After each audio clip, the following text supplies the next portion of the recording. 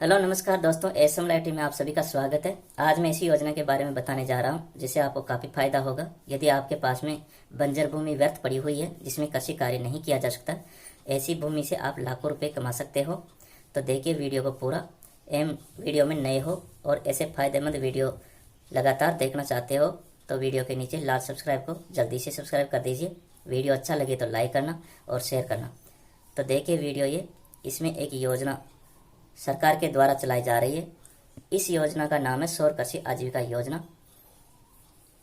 इस स्कीम के तहत किसान अपनी खाली जमीन को डेवलप के माध्यम से सोलर पैनल स्थापित कर अपनी आय में वृद्धि कर सकते हैं। किसान भाई और डेवलपर्स सौर कृषि आजीविका योजना का लाभार्थी बनना चाहते हैं तो आप ऑनलाइन आवेदन, जैसा मैं इस वीडियो में बताऊं, इस प्रकार से करके इस योजना से जुड़ सकते हैं। सौर कृषि आजीविका योजना जिन किसान भाइयों के पास भूमि है वह अपनी भूमि को सोलर पावर प्लांट स्थापित करने के लिए लीज पर देकर अपनी आजीविका को बढ़ा सकते हैं। राजस्थान राज्य के ग्रामीण क्षेत्र में रहने वाले किसान भाई अपनी भूमि को लीज पर देकर सोलर पावर प्लांट स्थापना करवाकर अपने क्षेत्र में अतिरिक्त रोजगार स्थापित कर सकते हैं। किसान भूमि मालिक जो अपनी भूमि पूर्व निर्धारित राशि से आधार पर 25 वर्षों के लिए लीज पर देने का किसान भाइयों को इस योजना से अवसर मिलेगा, जिससे उनकी आमदनी बढ़ेगी। और डिस्कॉम कंपनी को भी इसके लिए राज्य की विशाल एवं ऊर्जा उत्पादक क्षमता का दोहन, कुछ बिजली खरीद लागत को कम करने में का अवसर मिलेगा। और विकासकर्ता जो उसके लिए भी सौर ऊर्जा संयंत्रों की स्थापना हेतु इच्छुक किसान भूमि भाइयों से जुड़ने का अवसर मिलेगा। तो इसमें 3 इकाइयाँ शामिल होगी। फर्स्ट किसान, दूसरी डिस्कॉम कंपनी जो लाइट उत्पादन करती है, और तीसरा है जो डेवलपर्स, अर्थात जो आपकी भूमि पर संयंत्र स्थापित करेगा। इसमें आप स्वयं भी स्थापित कर सकते हो यदि इच्छुक हो तो देखिए यह वीडियो और समझिए योजना को। हेलो। तो सौर कृषि आजीविका योजना के नाम पर धोखाधड़ी काफ़ी होती है, तो इसके लिए आप वेबसाइटों से सावधान रहे। राजस्थान ऊर्जा विभाग के संज्ञान में आया है कि कई फर्जी वेबसाइट और मोबाइल एप्लीकेशन आवेदकों से सौर कृषि आजीविका योजना के नाम पर किसानों से सोलर पंप लगवाने हेतु ऑनलाइन आवेदन पत्र भरने के साथ पंजीकरण शुल्क तथा पंप की कीमत का ऑनलाइन भुगतान करने को कर रहे हैं। तो ऐसी फर्जी वेबसाइटों से सावधान रहें। ऐसी वेबसाइट है, इसलिए सौर कृषि आजीविका योजना के लिए आवेदन करने वाली किसानों को सलाह दी जाती है कि वे धोखाधड़ी करने वाली वेबसाइटों पर न जाएं और कोई भी भुगतान न करें। सौर कृषि आजीविका योजना को ऊर्जा विभाग के द्वारा कार्यान्वित किया जा रहा है। सतर्क रहे और धोखाधड़ी से बचें। सौर कृषि आजीविका योजना सरकार के द्वारा ऑनलाइन पोर्टल है जिस पर आप पंजीकरण कर सकते हैं। तो पीएम कुसुम कॉरपोरेशन सी फीडर लेवल सोलराइजेशन के तहत इसमें आपको सबसे पहले इस वेबसाइट पर अपना रजिस्ट्रेशन करना होता है, जिसमें अपना मोबाइल नंबर यहाँ फीड करें। उदाहरण के लिए मैं बता रहा हूँ, लेकिन आप पंजीकरण के लिए अपना स्वयं का, इसके बाद में नीचे आपको अपना पूरा नाम टाइप करना है और नीचे उपयोगकर्ता में फार्मर चिन्ह को क्लिक करें। ये फार्मर और डेवलपर 2 है, तो आप किसान हो तो फार्मर को डेवलपर करें और सबमिट कर दीजिए। इसके बाद में आपको वापस सौर कृषि आजीविका योजना के पोर्टल पे आना है, जो सरकार के द्वारा बनाया हुआ पोर्टल है गवर्नमेंट का। उस पे ही वापस आना है रजिस्ट्रेशन होने के बाद में, और अपना लॉगिन करना है। तो लॉगिन के लिए आपने पहले जो आईडी और पासवर्ड जनरेट किए हैं उसके तहत वही आपको फीड करके लॉगिन करना है। जो आपके पहले रजिस्ट्रेशन के वक्त में मोबाइल में ओटीपी आकर जो आपने पासवर्ड जनरेट किए वो आपको यहाँ लगाना है। तो यहाँ लॉगिन करने के लिए यहाँ क्लिक करें तो ये पेज खुल जाएगा। इसमें आप ऊपर आपका नाम आ जाएगा और आवेदक का प्रकार आ जाएगा। तो 1 नंबर जो सारी जानकारी इसमें दिशा निर्देश आ जाएंगे। आवेदक हो सकता है व्यक्तिगत भी और समूह में भी, 2 प्रकार से आवेदक हो सकता है, जिसमें एक व्यक्ति को ही नामांकित किया जाएगा समूह में, और पंजीकृत सहकारी समिति भी आवेदनित हो सकती है। कोई भी संस्था, संगठन, एसोसिएशन भी आवेदन कर सकता है। दूसरा है भूमि की पात्रता। तो कितनी भूमि आपके पास होनी चाहिए जिसके लिए आप आवेदन कर सकते हो।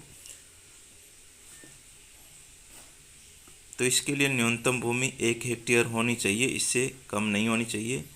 भूमि डिस्कॉम के 3311 केवी सब स्टेशन के आसपास ही होनी चाहिए, अर्थात 5 किलोमीटर के दायरे में होनी चाहिए। आवश्यक दस्तावेज पंजीकरण के दौरान आवेदन के साथ अपलोड किए जाने हैं।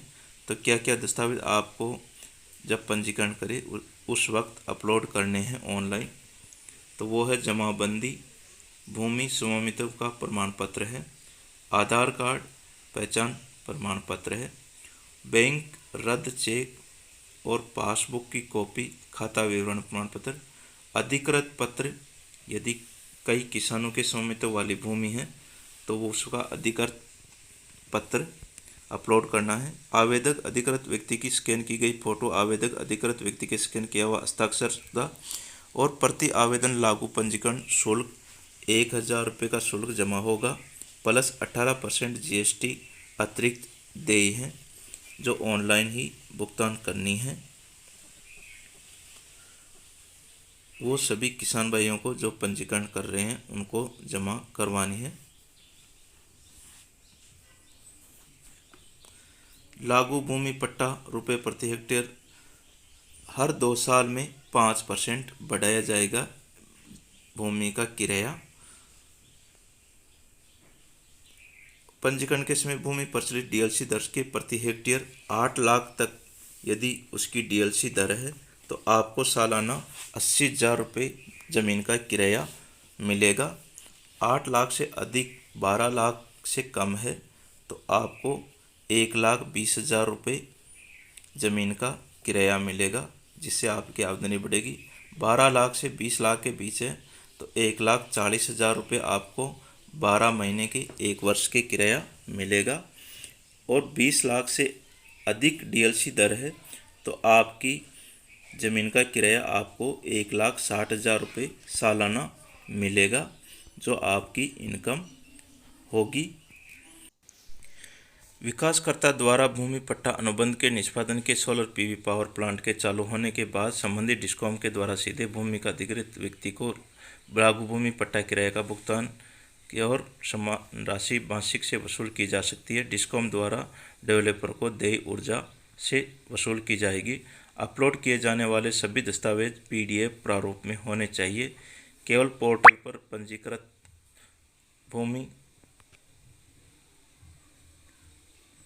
पार्सल के डेवलपर के साथ पट्टा समझौते के निष्पादन के लिए पात्र होंगे। इसके लिए संबंधित डिस्कॉम अधिकारी द्वारा संयुक्त सर्वेक्षण रिपोर्ट को सफलतापूर्वक पूरा किया जाएगा और पोर्टल पर जमा किया गया है। भूस्वामी किसान की यह जिम्मेदारी होगी कि वह सुनिश्चित करे कि प्रस्तावित भूमि किसी भी प्रकार के अतिक्रमण, गिरवी, ऋण और किसी अन्य संस्था संगठन से मुक्त, देनदारियों से मुक्त होनी चाहिए। भूमि आवेदन से संबंधित सभी प्रगति पंजीकृत मोबाइल नंबर पर भेजी जाएगी। जो भी सूचना होगी वो।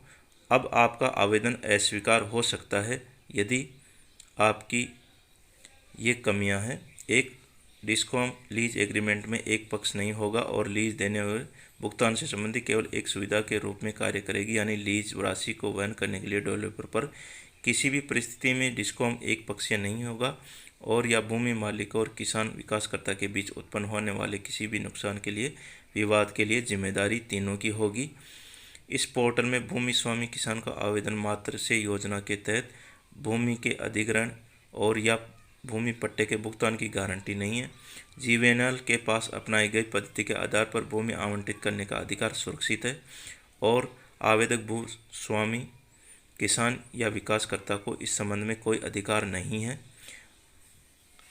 भूमि पट्टे पर विचार किया जाएगा और विकासकर्ता द्वारा सोलर पीवी पावर प्लांट की कमीशनिंग के अनुबंध में निष्पादन के बाद ही सीधे डिस्कॉम के द्वारा भुगतान किया जाएगा। इसकी वसूली डिस्कॉम द्वारा विकासकर्ता के से देय ऊर्जा से की जाएगी।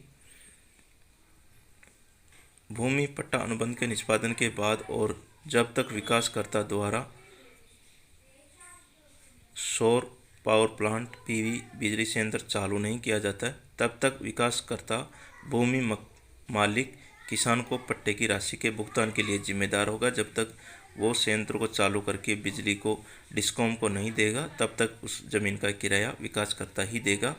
यदि प्रस्तुत की गई जानकारी या भूमि का विवरण किसी भी समय गलत तो जीवीएनएल के पास में लीज एग्रीमेंट, लीज डीड का अस्वीकार करने और मुआवजे और उपचार की मांग करने का अधिकार सुरक्षित है। इसके बाद में यह आपका आवेदन खुल जाएगा। इसमें साइड में कॉर्नर पर 3 लाइनों पर क्लिक कर दीजिए और इसमें आएंगे भूमि पट्टे के लिए पंजीकरण, इस पर क्लिक कर दीजिए। तो आपका ये आवेदन ऑनलाइन खुल जाएगा, जिसमें ऊपर JVVNL, JDVVNL और AVVNL तीनों विद्युत कंपनियों के नाम आ जाएंगे। ऊपर फर्स्ट कॉलम में आपको अपना डिस्ट्रिक्ट चयन करना है। उसके बाद में डिवीज़न का नाम चयन करना। जैसे मैं उदाहरण के लिए बता रहा हूँ, आप अपना स्वयं का डिस्ट्रिक्ट भरे। मैं ये उदाहरण के लिए यहाँ बता रहा हूँ। ये जैसा डिवीज़न मैंने उदाहरण के लिए भरा है, आप अपना स्वयं का डिवीज़न भरें। सब डिवीज़न का नाम लिखें जो आपका हो। मैंने ये जो फीडिंग किया वो उदाहरण के लिए है। अब नीचे जब आप सर्च करेंगे तो आपका जो फीड किया हुआ वो खुल जाएगा और इसमें फॉर्म पर क्लिक कर दीजिए। फॉर्म पे क्लिक करने पर ऑनलाइन फॉर्म खुल जाएगा। जैसे ये क्लिक कर दिया, मैं हिंदी में इसको कर लेता हूँ जो समझ में आ जाएगा फॉर्म को। तो सब स्टेशन के कोड नंबर आ गए जो आपने पहले फीड किए थे, उसका नाम आ गया, सब स्टेशन का उपखंड आ गया। आप अपना फीडिंग करना तो ये ऑटोमेटिक अपना खुल जाएंगे। मंडल का नाम आ गया।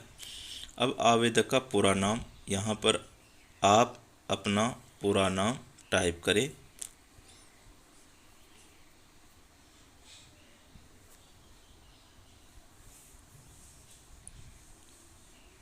आवेदन में समस्त जानकारी आपकी स्वयं की हो। यहाँ पर मैं एक उदाहरण के लिए कोई भी नाम टाइप कर रहा हूँ। आपको अपना नाम टाइप करना है। नीचे कॉलम में पिता का नाम टाइप करना है, तो आप अपने पिता का नाम यहाँ टाइप कर दीजिए।